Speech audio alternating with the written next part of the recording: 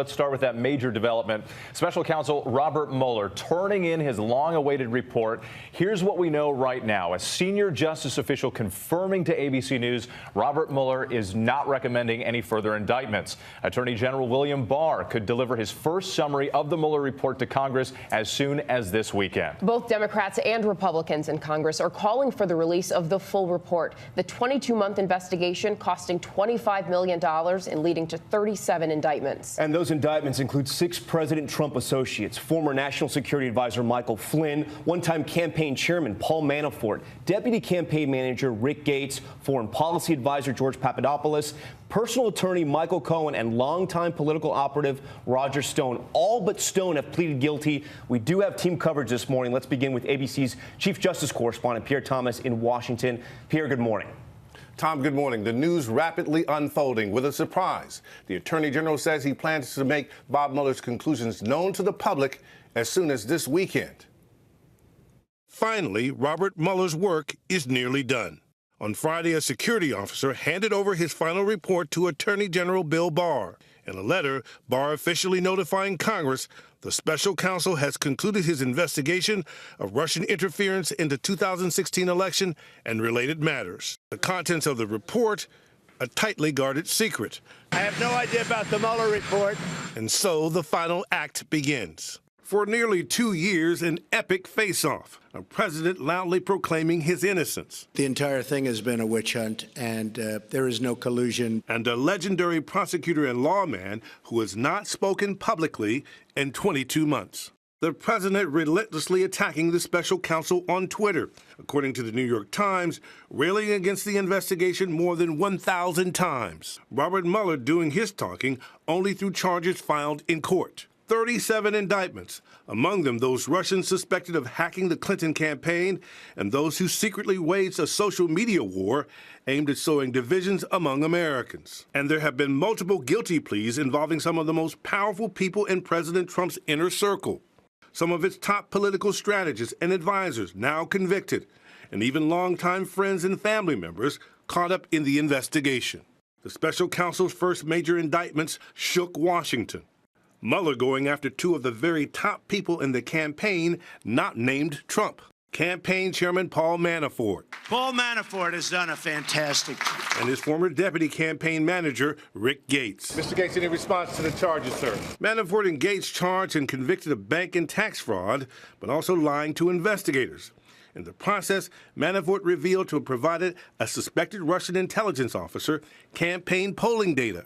The next target, Michael Flynn, the one-time campaign advisor who famously chatted at the Republican convention. Lock her up. That's right.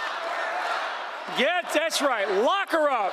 Flynn became Trump's first national security advisor, and he also has the distinction of being the highest-ranking member of the Trump administration charged so far. Mike Flynn is a fine person. Flynn pleading guilty to lying to the FBI and administration officials about his contacts with the Russian ambassador. Also a secret early target for Mueller, the president's personal attorney of 10 years, the fixer who worked just down the hall from Trump, Michael Cohen. I always liked Michael. And he's a good person. Cohen pleaded guilty to lying to Congress about Russia, and he admitted to fraud and campaign finance violations, implicating Trump in a separate plot to silence a porn star and former Playboy playmate with hush money to bury alleged affairs. So I just heard that they broke into the office of one of my personal attorneys, good man, and it's a disgraceful situation. A relationship completely transformed. And I'll do anything to protect Mr. Trump. The 2 men now mortal enemies. He is a racist, he is a con man, and he is a cheat. He's a weak person and not a very smart person. The president's family also caught up in the investigation. Mueller locked in on what critics have called suspicious contacts of Trump associates with the Kremlin, including that infamous meeting at Trump Tower, New York, where a number of Russians showed up promising dirt on Hillary Clinton. In attendance, the president's son, Don Jr., son-in-law Jared Kushner, and Paul Manafort. It was such a nothing. There was nothing to tell. And there has been a parade of witnesses to a grand jury here in Washington, many involving Trump associates like friend and longtime political advisor Roger Stone, who are being investigated for their possible ties to WikiLeaks, which published damaging hacked Democratic emails stolen by the Russians. Stone now indicted and awaiting trial, accused of lying to Congress. Yet after all those witnesses and countless hours of investigation, not a single American so far has been directly charged with conspiring with the Russians to undermine the election. And much of what Mueller has found remains shrouded in secrecy. But now the key questions. What does Mueller have to say about whether the Trump campaign colluded with Russia?